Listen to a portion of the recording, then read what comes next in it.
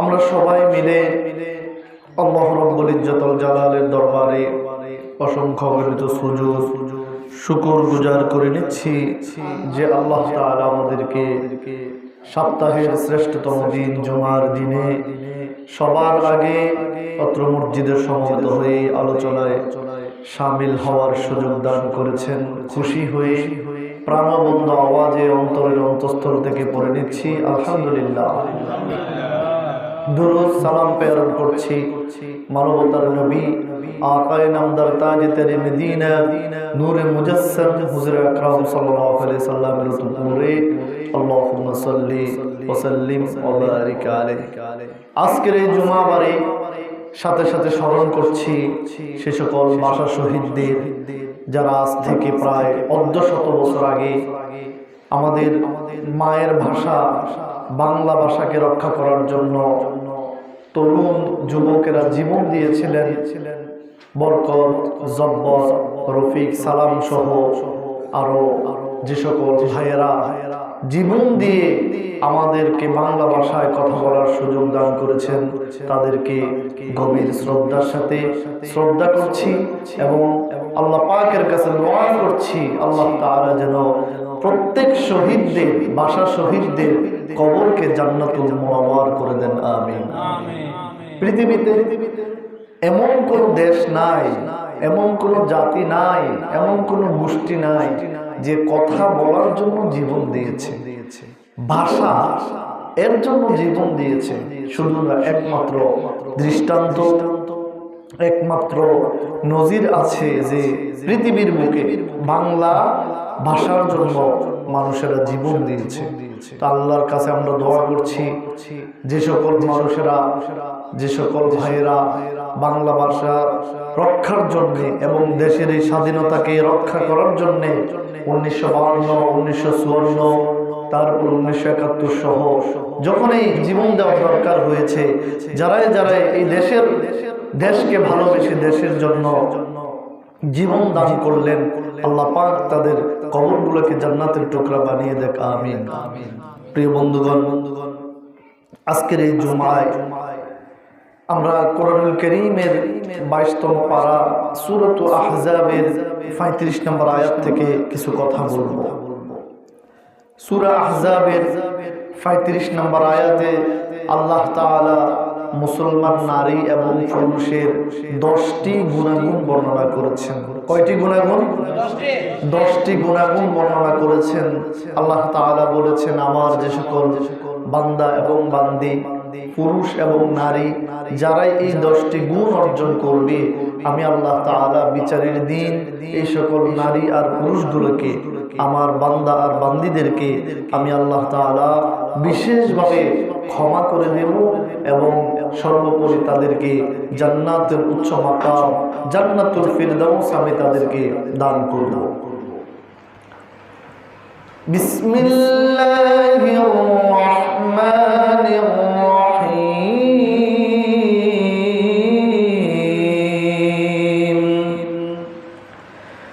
ইন্নাল মুসলিমিনা ওয়াল মুসলিমাতি ওয়াল মুমিনিনা ওয়াল মুমিনাত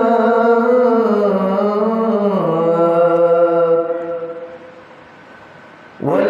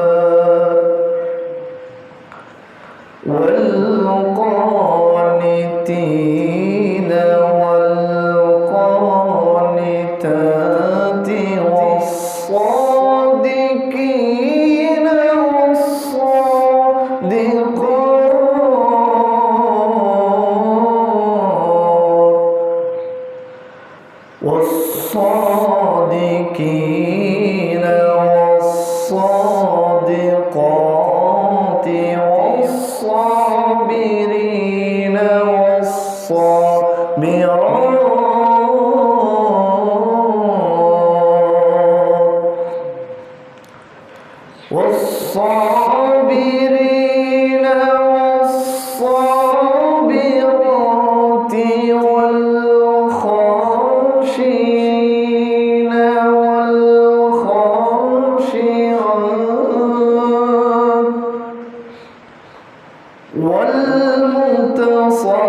والمتصدقين والمتصدقات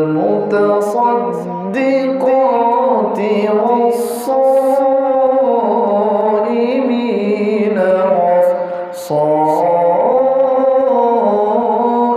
والصائمات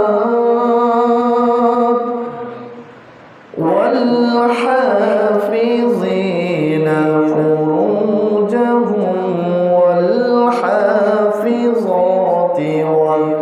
والذاكرين الله والذاكرات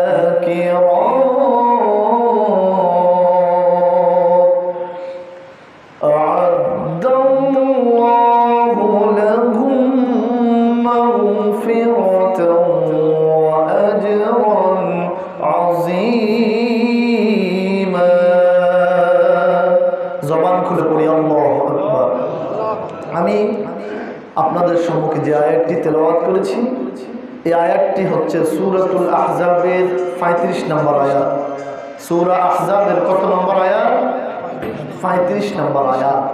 এই আয়াত আল্লাহ মুমিন বান্দাদের, বিশ্বাসী বান্দা আর বান্দীদের 10টি গুণ, 10টি কথা বলেছেন। এই 10টি গুণ যার ভিতরে থাকবে বিচারের দিন আল্লাহ পাক সেই বান্দাকে ক্ষমা এবং জান্নাতুল ফিরদাউস, জান্নাত দান করবেন।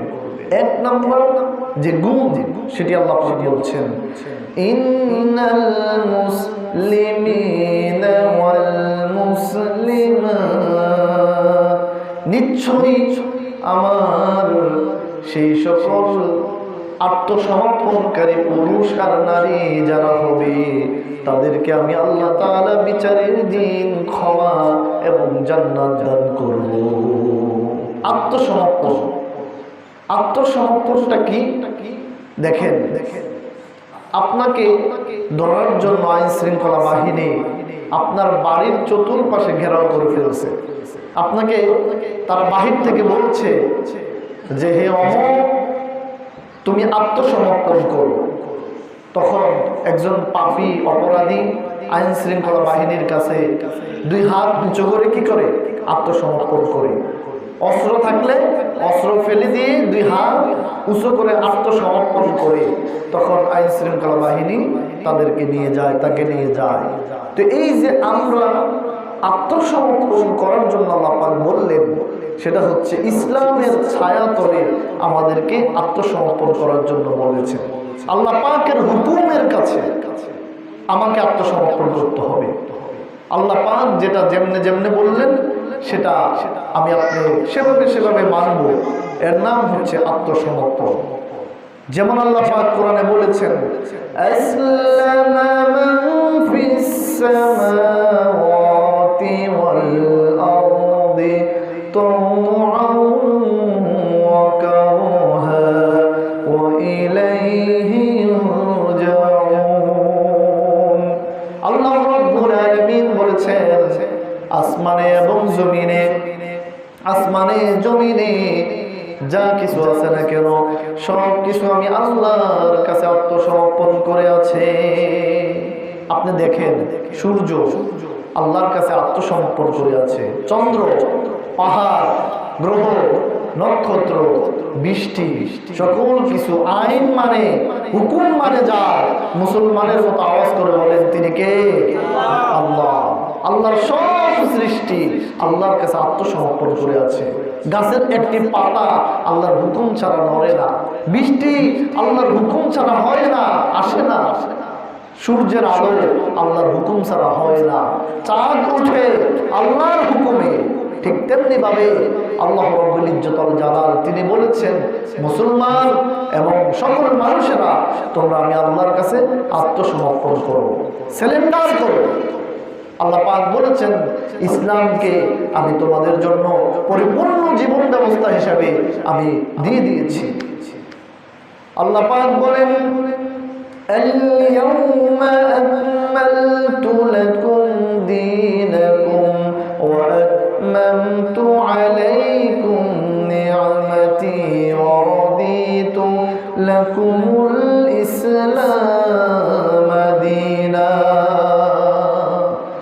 ইসলামকে পরিপূর্ণ করে দেওয়া হয়েছে। এই ইসলামের ভেতরে কোনো কিছু ঢুকানোর কিংবা কোনো কিছু বাহির করা কোনো প্রয়োজন নাই। ইসলাম হচ্ছে আল ইসলামু দীনুন কামিল। Islam is the complete code of life. ইসলাম হচ্ছে আমাদের জন্য পরিপূর্ণ জীবন ব্যবস্থা। সেই ইসলামের কাছে আমরা যদি আত্মসমর্পণ করি তাহলে আল্লাহ তাআলা আমাদেরকে বিচারের দিনে কিয়ামতের দিন ক্ষমা করবেন এবং পুরস্কার হিসেবে সেরা জান্নাত দান করবেন। আমিন। এক নম্বর হচ্ছে আত্মসমর্পণকারী নারী আর পুরুষ।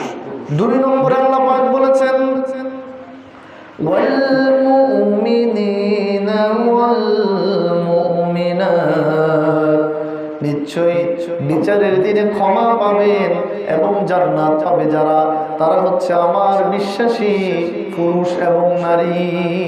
বিশ্বাসী পুরুষ এবং নারী তাদের ব্যাপারে কোরআনুল কারীমের 18তম পারায় সূরাতুল মুমিনুনে আল্লাহ পাক বলেছেন قد أفلح المؤمنون الذين هم في صلاتهم خاشعون قد أفلح المؤمنون নিশ্চয়ই সফল কাম হয়েছে তারাই যারা বিশ্বাসী।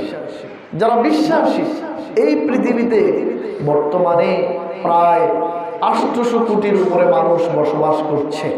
আমার প্রিয় ভাইয়েরা, মুরব্বী বাবারা, এই 800 কোটি মানুষ সবাই কি আল্লাহকে স্রষ্টা হিসাবে বিশ্বাস করে?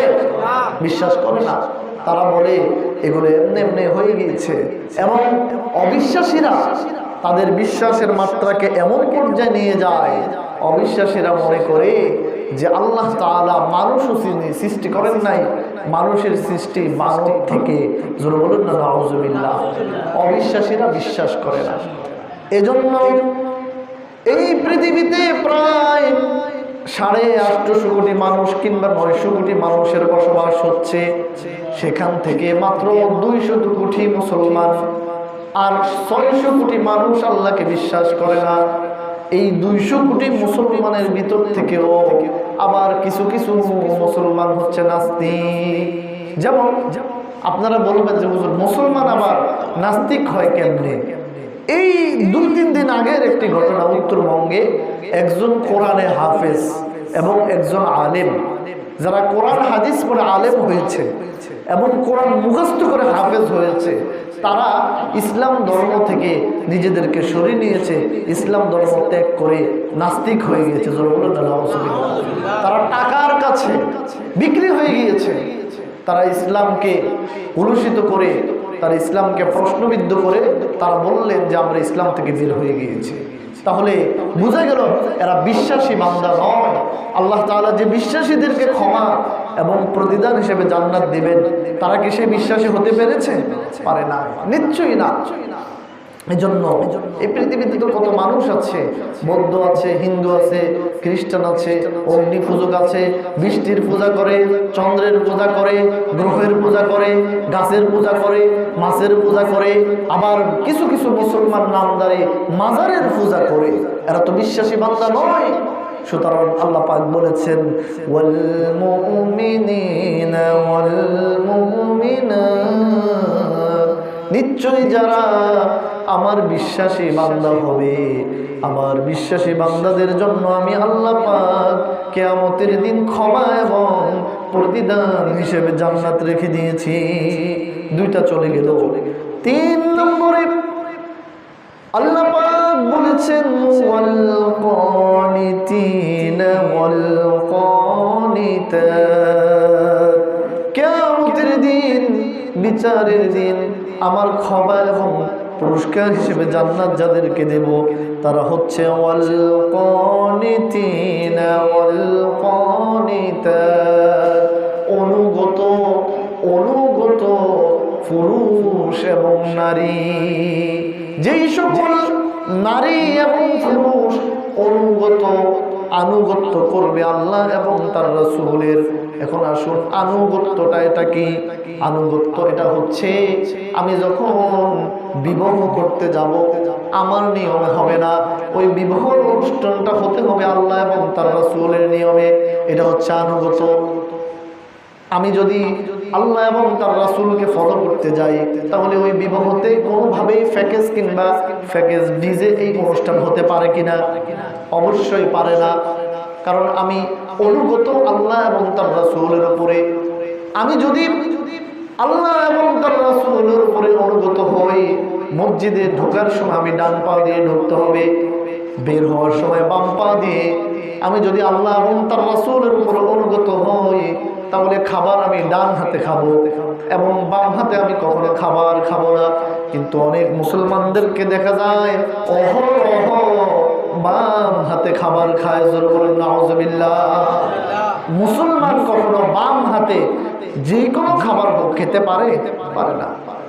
ডান হাতে সিগারেট, বাম হাতে চায়ের কাপ, কি টানাটান, সুখ টান দেয়। কিন্তু মুসলমান নারী এবং পুরুষ তারা যদি আল্লাহ পাক এবং তার রাসূলের উপরে অনুগত হয়, শুধু খাবার নয়, যেই কোনো কাজে আল্লাহ এবং তার রাসূলের অনুগত অনুযায়ী হতে হবে। আল্লাহ এবং তার রাসূলের আনুগত্য করে তাদেরকে মেনে আমরা যদি জীবন যাপন করি কি হবে? আল্লাহ পাক বলেন 3 নম্বর পারা 12 নম্বর 13 নম্বর পৃষ্ঠায় সূরাত আল ইমরান, কুল ইন কুনতুম তুহিব্বুনাল্লাহ ফাত্তাবিউনি ইউহিব্বুকুমুল্লাহ ওয়া ইয়াগফির লাকুম যুনুবাকুম আল্লাহু গফুরুর রহিম। কুল, হে আমার নবী, আপনি দুনিয়ার মানুষদেরকে জানিয়ে দিন, তারা যদি আমি আল্লাহকে পেতে চায়, আমি আল্লাহর ভালোবাসা যদি অর্জন করতে চায়, তাহলে তুহিব্বুনাল্লাহ ফাত্তাবিউনি, তারা যেন আপনি নবীকে অনুসরণ করে। আপনি নবীকে তারা যদি অনুসরণ করে, তাহলে ওয়ায়াগফির লাকুম যুনুবাকুম, আপনি নবীকে অনুসরণ করার কারণে তাদের জীবনের সব গুনাহগুলো আমি মাফ করে দেব। সুবহানাল্লাহ। রাসূলুল্লাহ সাল্লাল্লাহু আলাইহি সাল্লামকে অনুগত করতে হবে। রাসূলুল্লাহ সাল্লাল্লাহু আলাইহি সাল্লামকে আপনি যদি ফলো করেন, দেখবেন নবীজি কখনো টাকনুর নিচে কাপড় পরেন নাই, নবীজি কখনো বাম হাতে খাবার খান নাই, নবীজি কখনো তিনি কারোর সাথে খারাপ আচরণ করেন নাই, নবীজি কখনো মিথ্যা কথা বলেন নাই, নবীজি কখনো খাদ্যে ভেজাল দেন নাই, নবীজি কখনো ওজনে কম দেন নাই, নবীজি কখনো কারো সম্পদ লুণ্ঠন করেন নাই। এই যে অনুগত, আল্লাহ তাআলা যে নবীজিকে আনুগত্যের কথা বললেন, এটা যদি আমরা খেয়াল করি, তাহলে একজন মানুষের মাথা থেকে পা পর্যন্ত একজন মানুষ যদি পরিপূর্ণ অনুগত আল্লাহ এবং তার রাসূলের উপরে করতে পারে, হতে পারে, তাহলে আল্লাহ পাক বলেন আমি বিচারের দিনে এই সকল অনুগত নারী আর পুরুষ তাদেরকে ক্ষমা করে আমি আমার সেরা জান্নাতের মেহমান বানিয়ে দেব। সুবহানাল্লাহ। 3টি চলে গেল। 4 নম্বরে আল্লাহ পাক বলেছেন, 4 নম্বরে আল্লাহ পাক বলেছেন ওয়াস-সাদিকিনা ওয়াস-সাদিকাত, নিশ্চয় আমি বিচারের দিনে সত্যবাদী নারী, সত্যবাদী পুরুষদেরকে ক্ষমা করব এবং জান্নাত দান করব। সত্যবাদী পুরুষ এবং নারী। কেউ ফোন করলো, ভাই কোথায় আছেন? আপনি আছেন এখানে, বললেন যে আমি বড় কুমিরা। আবার আপনি ফোন রিসিভ করে আপনি আছেন জামালপুর, বললেন যে কল্যাণপুর। আপনি আছেন গাজীপুর, বললেন যে ঢাকা। এই যে মিথ্যা কথা বলা অহরহ আছে না নাই? কথায় কথায় মিথ্যা কথা বলা, এটা মুনাফিকদের লক্ষণ, মুনাফিকদের আলামত। এজন্য আল্লাহ তাআলা মিথ্যাবাদীদেরকে জান্নাত আর ক্ষমা দান করবেন না। আল্লাহ তাআলা বললেন ওয়াস-সাদিকিনা ওয়াস-সাদিকাত, সত্যবাদী নারী আর পুরুষ, সত্যবাদী নারী আর পুরুষ। এজন্য কথায় কথায় মিথ্যা বলা এটা আমাদের অভ্যাস। আমরা মানুষ হিসাবে ভুল করি, কিন্তু এই ভুল থেকে আমাদেরকে বের করতে হবে, বের হতে হবে। সবচেয়ে বেশি সত্য কথা বলেছেন আল্লাহ, ওয়ামান আসদাকু মিনাল্লাহি কিলা। এরপরে সবচেয়ে সত্য কথা যিনি বলেছেন তিনি হচ্ছেন আমার আপনার নবী, প্যারা নবী রাসূলুল্লাহ সাল্লাল্লাহু আলাইহি ওয়াসাল্লাম। সত্য কথা বলেছেন। নবীজির জীবনে আপনি খুঁজলে দেখবেন প্রিয় রাসূল জীবনে কখনো মিথ্যা কথা বলেন নাই, মিথ্যা কথা বলেন নাই। এই জন্য আপনারা জানেন নবীজির একটি উপাধি হচ্ছে আল আমিন।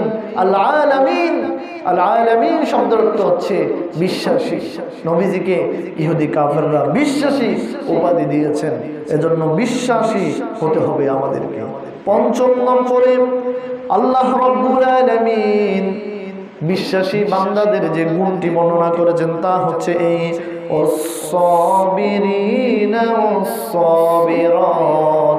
নিশ্চয় আমি আল্লাহ তাআলা মহা বিচারের দিন যাদেরকে ক্ষমা করে জান্নাত দান করব তাদের কোয়ালিটি হচ্ছে ধৈর্যশীল পুরুষ এবং নারী। ধৈর্যশীল পুরুষ এবং নারী। আমাদের ইতিহাস পর্যালোচনা করলে দেখা যায় আমরা বেশিরভাগ বাঙালিদের একটা বদনাম আছে যে বাঙালিরা অধৈর্য জাতি। কি জাতি? অধৈর্য জাতি। ফর এক্সাম্পল, এখন যদি এখানে 500 টাকা করে দেওয়া হয় যে মসজিদ থেকে একজন বের হবে তাকে 500 টাকা করে দেওয়া হবে, সাথে করে 1 প্যাকেট বিরিয়ানি। এখানে মনে করেন 300 মানুষ আছে, তো সবাই পাবে। যারা সিরিয়ালে আগে থাকবে তারা আগে পাবে, আর যারা সিরিয়ালে তার পরে থাকবে তারা পরে পাবে। এই যে সিরিয়ালটা মেনটেন করা, একটু ধৈর্য ধরে যে যার পাওনাটা বুঝে নেওয়া, দেখবেন যে এখানে ও ধাক্কাধাক্কি আছে না নাই? রিলিফের মাল নিতে গেলে ধাক্কাধাক্কি, ট্রেনের টিকিট নিতে যান ধাক্কাধাক্কি, বাসের টিকিট নিতে যান ধাক্কাধাক্কি, সদরঘাটে ধাক্কাধাক্কি, কমলাপুরে ধাক্কাধাক্কি, চট্টগ্রাম রেলওয়ে স্টেশনে এই যে ঈদ আসতেছে টিকিট নিয়ে মারামারি, ধাক্কাধাক্কি, হইচই লেগে যায়। আমাদের একটা হতাশা থাকে, আল্লাহ আমারটা কখন পাবো, আমারটা কখন পাবো, আর কে পাবে না পাবে ওটা আমার দেখার দরকার নেই। আমারটা পেয়েছি তো আলহামদুলিল্লাহ, আমারটা আমি আগে পেতে হবে। ধৈর্যের অভাব, ধৈর্যের বড় অভাব মুসলমানদের। ধৈর্য ধরতে চায় না কেউ। আমাকে একটা বড় কথা বলেছে, আমি যে ধৈর্য ধরে কথাটাকে হজম করব সেটা আমার জন্য কল্যাণকর হবে এটা মানতে চাই না। প্রতিশোধ কখন নিতে পারবে এই আগুনে জ্বলে জ্বলতে জ্বলতে শেষ হয়ে যায়। ধৈর্যের অভাব। এ আমাকে আঘাত করছে, 100 জন নিয়ে আসে। এ আমাকে আঘাত করে বলে যাবে, গোটা গ্রাম নিয়ে আসে, আয় আয় খেলা হবে। কি হবে বলেন? খেলা হবে। খেলতে খেলতে এবার একদল পালিয়ে গেছে, আরেক দল মাঠে, এরা আবার আরেক দল তৈরি করতেছে, আসো খেলা হবে। এই খেলতে খেলতে দেশের অবস্থা 12টা। খেলতে খেলতে দেশের অবস্থা কয়টা? 12টা। এই খেলা খেলির নাম ইসলাম নয়। খেলা খেলি লোকদেরকে আল্লাহ পাক জান্নাত এবং ক্ষমা দিবেন না। আল্লাহ পাক ধৈর্যশীলদেরকে জান্নাত দিবেন। কোরআনের আয়াত এসেছে, আল্লাহ পাক বলেন ওয়ালা নাবলুওয়ান্নাকুম বিশাইইন মিনাল খাউফি ওয়াল জু'i ওয়া নাকসিন মিনাল আমওয়ালি ওয়াল আনফুসি ওয়াস সামারাত ওয়া বাশশিরিস সাবিরিন। আল্লাহ পাক বলেন আমি তোমাদেরকে, অর্থাৎ আমাদেরকে, কাকে বলেন? আমাদেরকে। আল্লাহ পাক বলেন ওয়ালানাবলুওয়ান্নাকুম, কুম শব্দটি আরবিতে জমির, এটা দিয়ে বোঝাচ্ছে তোমাদেরকে। আল্লাহ পাক বলেন তোমাদেরকে পরীক্ষা করা হবে ভয় দিয়ে, ক্ষুধা দিয়ে। কখনো কখনো আপনি দেখবেন ক্ষেত করেছেন, ফসল করেছেন, কখনো ভালো হয়, কখনো ভালো হচ্ছে না, ফসল নষ্ট হয়ে যায়। বন্যার পানিতে, প্রচণ্ড রৌদ্রের কারণে, পানি না পাওয়ার কারণে আল্লাহ পাক বলেন ভয় দিয়ে, ক্ষুধা দিয়ে ফসল আদি নষ্ট করে, সন্তান কখনো মৃত্যু ঘটিয়ে, তোমাদের আত্মীয়দের মৃত্যু ঘটিয়ে আমি তোমাদেরকে পরীক্ষা করব এবং দেখতে চাই তোমাদের ভিতরে কারাই ধৈর্যশীল। ওগো আমার নবী, আল্লাহ পাক বলেন ওয়াবাশশিরিস সাবিরিন, যারা ধৈর্যশীল, বিপদে মুসিবতে যারা ধৈর্য ধারণ করবে তাদেরকে আপনি সুসংবাদ দান করে দেন। বিপদে মুসিবতে ধৈর্য ধারণ করতে হবে। ফসল এবার কম হয়েছে, আগামীতে বেশি হবে, এই আশা রেখে আপনাকে ধৈর্য ধারণ করতে হবে। পরীক্ষা এবার ভালো হয় নাই, সামনে ভালো করব, ধৈর্য ধারণ করতে হবে। এই অবস্থাটা আমার খারাপ যাচ্ছে, সামনে আমার জন্য ভালো কোনো সময় আসবে, ধৈর্য ধারণ করতে হবে। আজকে ধৈর্যের অভাবে কত নারী পুরুষ, কত ছেলে মেয়ে যে ফাঁসির রশিতে নিজের জীবনটাকে ঝুলিয়ে উৎসর্গ করে দেয়। এরা মনে করে যে এরা বেঁচে গেল, মরে কি বেঁচে গেল নাকি আরো কঠিন বাজায় বেঁচে গেল, আরো কঠিন বাজায় বেঁচে গেল। একটা মানুষ জীবনের সব কিছু হারিয়ে হতাশাগ্রস্ত হয়ে সে মনে করে আমি এই জীবন আর রাখবো না, এই জীবন আর রাখবো না, এই জীবনে আর থাকবো না, এই দুনিয়াতে আর আমাকে বাঁচিয়ে রাখবো না। কি করে? এই ঘুমের ওষুধ অথবা আপনার যে কোনো কিছু খেয়ে অথবা ফাঁসির রশিতে লটকিয়ে জীবনটাকে শেষ করে মনে করে বেঁচে গেল। আরে গাদার ঘরের গাদা, এটার নাম বাঁচা নয়, এটার নাম হচ্ছে মরার উপরে ঘা।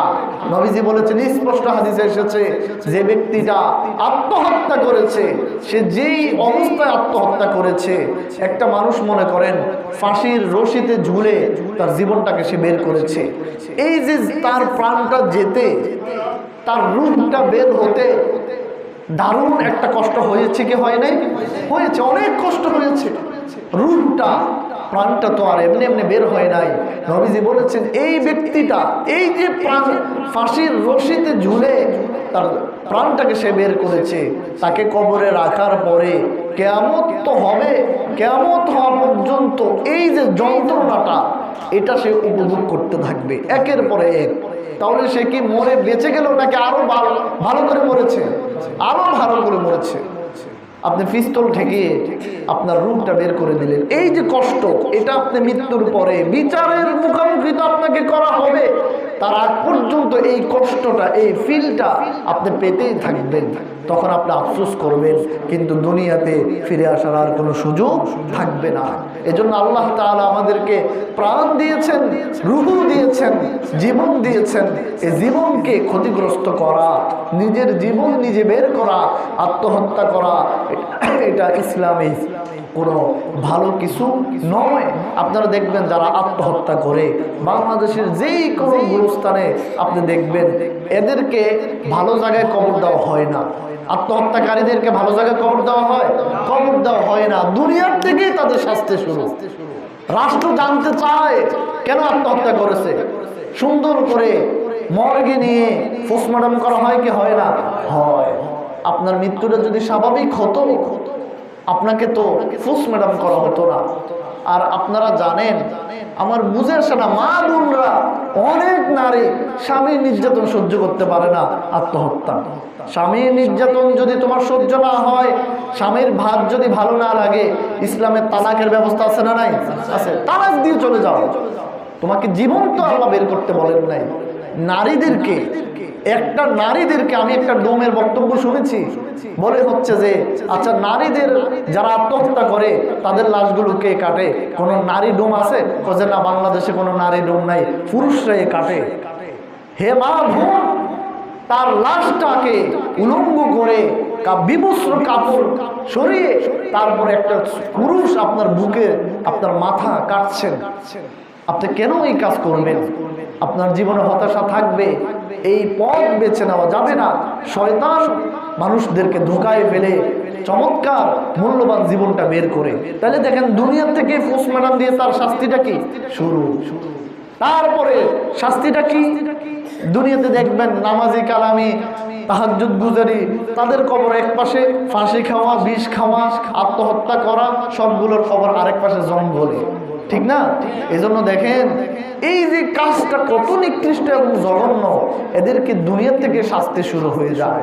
আপনার গুনাহ থাকতে পারে, আপনার জীবনে হতাশা থাকতে পারে, আপনি জীবনে সব কিছু হারিয়ে ফেললেও আপনার জীবন নতুন করে শুরু করার সুযোগটি ইসলাম আপনাকে দিয়েছে। সুতরাং আমি আত্মহত্যার পথ কখনো বেছে নেব না। আল্লাহ আমাদেরকে কবুল আর মঞ্জুর করুক, আমিন।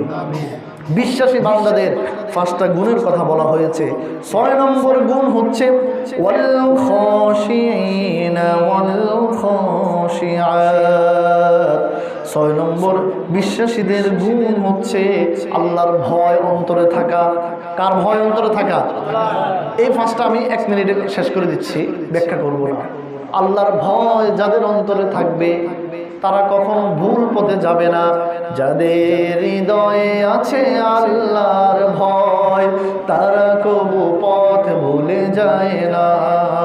আল্লাহর প্রেম ছাড়া এই দুনিয়ায় কারো কাছে কোনো কিছু চায় না।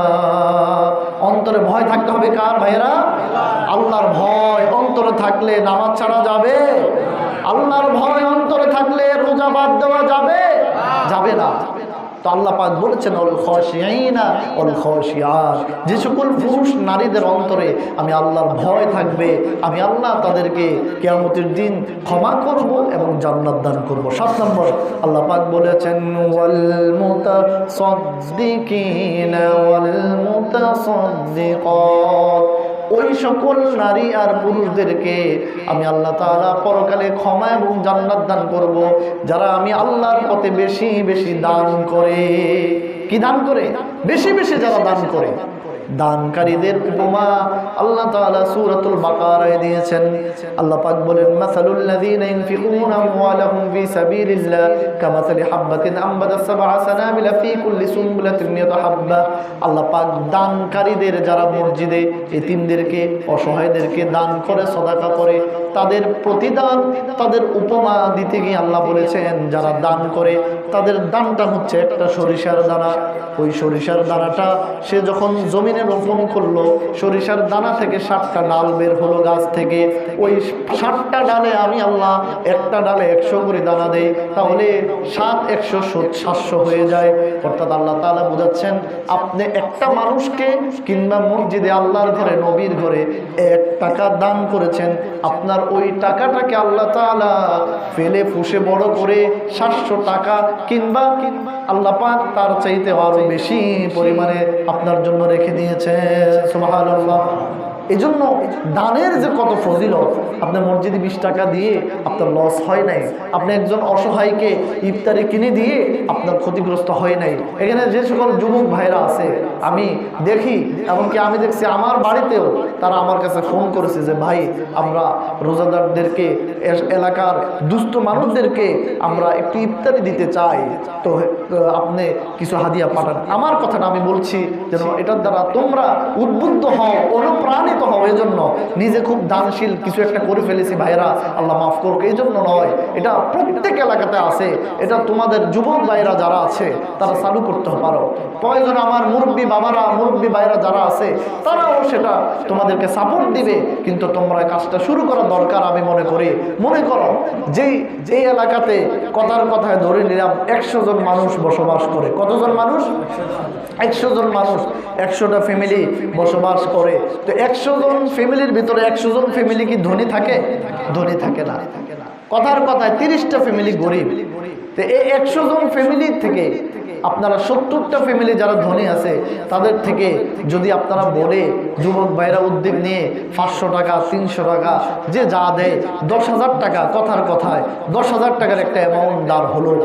দাঁড় হওয়ার পরে আপনারা ভাগ করবেন যে আমরা এই বছর একেবারে যারা গরিব 20টা ফ্যামিলিকে 30টা ফ্যামিলিকে ছোট্ট করে আমরা একটি ইফতারের ব্যবস্থা করতে চাই। 2 কেজি ছোলা, তারপরে 1 কেজি মুড়ি, 1 কেজি খেজুর, এইভাবে করে আমরা 500 টাকা প্যাকেজের 1000 টাকা প্যাকেজের একটা ইফতারের ব্যবস্থা করতে চাই। তাহলে এই যে এটা সম্ভব হয়। কিন্তু আমার এই যে ইমাম ভাই তিনি যদি মনে করে যে আমি একলাই 10,000 টাকা দিব, হয়তো তার পক্ষে সম্ভব হবে কিংবা হবে না, এটা তার একাকী দান হলো। তিনি যদি উদ্যোগ নিয়ে আরো 10 জন যুবক ভাইকে তিনার সাথে একসাথ করেন তাহলে তার জন্য কাজটা কি হয়ে যাবে? সহজ হয়ে যাবে। আর এটা যে কত সওয়াবের কাজ, আপনার দেওয়া ইফতারি পেয়ে একটা অসহায় মানুষ ইফতার করবে, আপনার দেওয়া খাবার পেয়ে একটা মানুষ রোজার দিনে অসহায় পরিবার সে সেহরি করবে।